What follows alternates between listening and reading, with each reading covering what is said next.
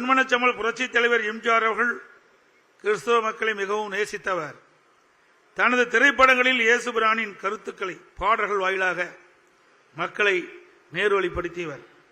உதாரணமாக ஒரு பாடல், புத்தன் இயேசு காந்தி பிறந்தது பூமியில் எதற்காக, தோளா ஏழைகள் நமக்காக என்றும், மற்றொரு பாடலில் முன்பு இயேசு வந்தார், பின்பு காந்தி வந்தார், இந்த மானிடர் திருந்திட பிறந்தார், இந்த மானிடர் திருந்திட பிறந்தார் என்ற பாடல் மூலம் இயேசு கிறிஸ்துவின் பிறப்பின் நோக்கத்தை பாமர மக்களும் தெரிந்து நல்வழி செல்ல வேண்டும் என விரும்பினார்.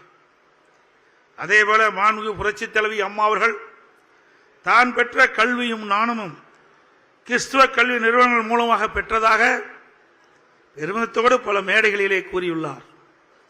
மாண்புமிகு அம்மா அவர்கள் கிறிஸ்துவ பெருமக்களை நேசித்தோடு மட்டுமல்லாமல் ஒவ்வொரு ஆண்டும் கிறிஸ்துமஸ் விழாவை அனைத்து இந்திய அண்ணா திராவிட முன்னேற்ற கழகத்தின் சார்பில் அனைவரோடும் இணைந்து கொண்டாடி மகிழ்ந்தார். சிறுபான்மை மக்களுக்கு அரசின் மூலம் எண்ணற்ற திட்டங்களை வகுத்து பல்வேறு நன்மைகளை கிடைக்கும்படி செய்தார். அம்மாவின் அரசும் அதை தொடர்ந்து செயல்படுத்தியது.